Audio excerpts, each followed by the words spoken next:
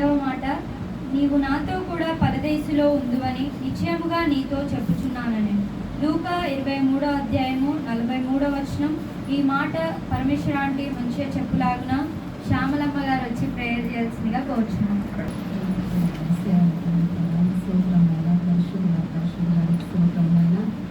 నా తండ్రి ప్రభా, నాకు ఈ అవకాశం ఇచ్చినందుకు నీకు వేలాది కోట్ల స్తోత్రాలు తండ్రి ప్రభా.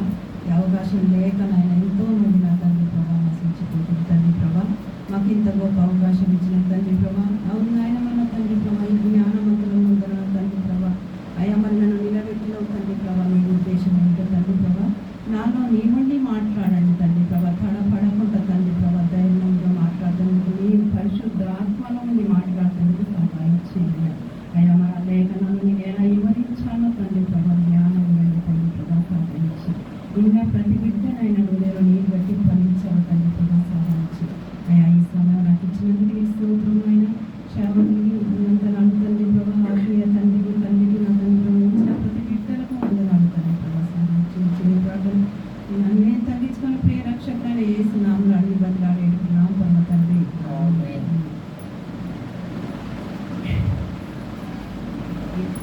నేను చెప్పబోయే మాట ఏంటంటే లూకా సువార్తలో 2వ మాట.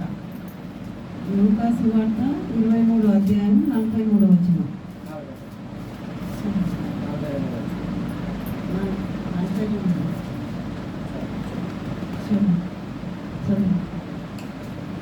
అందుకు ఆయన వానితో, నేడు నీవు నాతో కూడా పరదేశులో ఉందువని నిశ్చయముగా నీతో చెప్పుచున్నానని.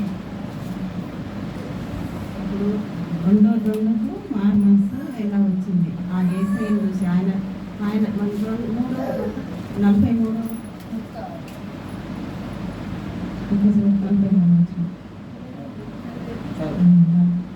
ఆయనను చూచి, యేసు, నీవు నీ రాజ్యంలోనికి వచ్చినప్పుడు నన్ను జ్ఞాపకం చేసుకొనమనెను.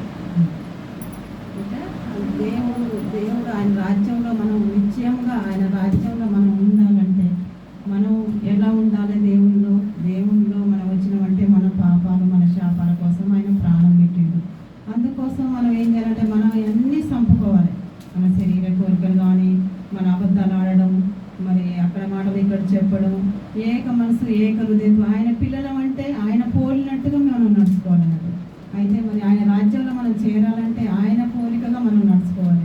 మనం అన్ని జనులలో తిరిగినప్పుడు అయ్యో ఆయన దేవుడి పిల్లలు చూడు అని వాళ్ళు మనల్ని చూసి వాళ్ళకి మారు మనసు రావాలి. అన్యులకు ఆ దేవుడు గొప్ప దేవుడు అంటే అర్జునుడు భయభక్తులతో ఉన్నారు అని వాళ్ళకు మారు మనసు వచ్చేలాగా మనం నడుచుకోవాలన్నట్టు. అట్లా నడుచుకొని మనం ఉంటేనే ఆ దేవుని రాజ్యంలో మనం చేరగలుగుతాం. అయితే మరి ఇంకో ఏంటంటే తీతుకు రాసినది 3వ అధ్యాయం 6వ వచనం.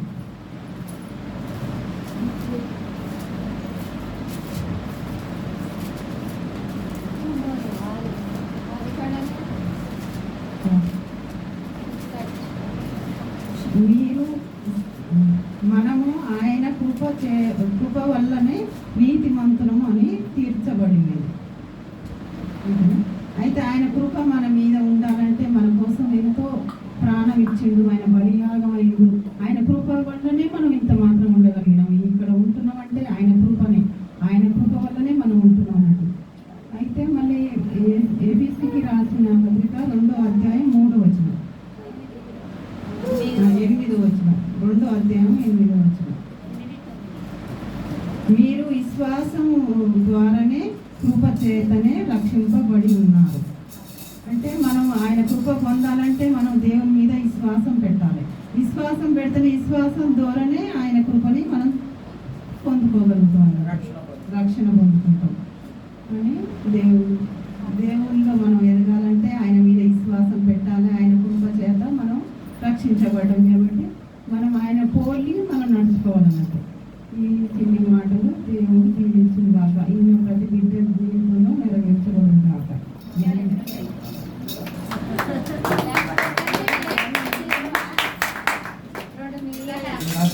ఈ తీతుకు రాసినటువంటి పత్రికలో 1వ అధ్యాయము 6వ వచనంలో ప్రభువు సెలవిస్తున్నాడు, ఎవడైనను నిందారహితుడును ఏకపత్ని పురుషుడును దుర్వ్యాపారముని విషయము నేరము మోపబడిన వారై అవిధేయుడు కాక విశ్వాసులైన విశ్వాసులై పిల్లల గలవాడునై పిల్లల గలవాడునై ఉన్నాడలా అట్టి వానిని పెద్దగా నియమింపవచ్చు. అట్టి వాణిని పెద్దగా నియమింపవచ్చును.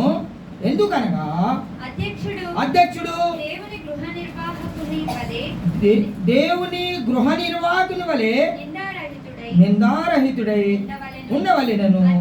అతడు స్వేచ్ఛాపరుడును ముక్కోపియు మద్యపానియు కొట్టువాడును దుర్లాభమును అపేక్షింపవాడును గాక. ఆమేన్.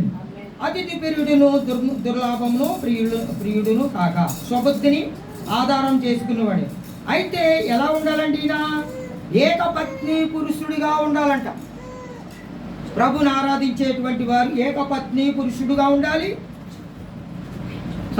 పురుషుడు దుర్వ్యాపారము విషయంలో కూడా నేరము మోపువాడు వారై అవిధేయులు కాక అవిశ్వాసులై పిల్లలు గలవాడునై ఉండవలేము. చిన్నపిల్లలను పోలి ఉండాలన్నమాట. ఏకపత్ని పురుషుడై ఉండాలి, అవిధేయులు ఉండాలి, పిల్లలైన పోలినటువంటి వారిగా ఉండాలని ప్రభు చదివిస్తున్నాడు. అలాంటి వారికే ఆయన రాజ్యంలో ఆయన రాజ్యంలో ఫలం దొరుకుతుంది. నేడు నీవు నాతో కూడా అంటే అక్కడ అన్న మాట ఏంటి? ఎప్పుడైతే సమస్తమును ఆయన విడిచిపెట్టి ఒప్పుకొని వెంటనే అప్పటికప్పుడే మారి మనసు పొందాడు. సంవత్సరాలు పట్టలే, నెలలు పట్టలే, రోజులు పట్టలే, బాప్తీసాలు తీసుకోలే, రాత్రి పగలు ఉపవాసాలు ఉండలే, ఏమండి సన్నిధికి రాలే, ఏమీ లే. కానీ ప్రభు రాకడికి ఎవరైతే సిద్ధంగా ఉంటారో వారిని ఖచ్చితంగా ఆయన పరదేశంలో జ్ఞాపకం చేసుకుంటారు. ఇదిగో మొదటి వారు కడపడి వారు మొదటి వారని ప్రభు చెప్పాడు. మనము ఆ మొదటి వారి కడపడి వారు మొదటి వారనే స్థితిలో మనం మొదటి వారిగా ప్రభుకి ఎప్పుడు కనపడే వారికి ఉండాలి. అందుకనే నేడు నీవు కూడా నాతో పరదేశంలో ఉండువు. వెంటనే అటు దొంగ అయినా, దోసుకునేవాడైనా, బద్ధికుడైనా, మోసగాడైనా, రహితుడును ఏకపత్ని పురుషుడుగా కనపడ్డాడు. తప్పులు ఒప్పుకున్నాడు, విడిచిపెట్టాడు. కనుకనే నేడు నీవు కూడా నాతో పరదేశువై ఉంటావని అక్కడ సెలవిస్తున్నట్టుగా మనం చూస్తూ ఉన్నాం. హల్లెలూయా. మనమందరము కూడా ఆయన రాకడ వరకు సిద్ధపడి ఉండాలని ప్రభు కోరుకుంటున్నాడు. ఆమేన్. ఈ మాటలు దేవుడు దీవించి ఆశీర్వదించును గాక.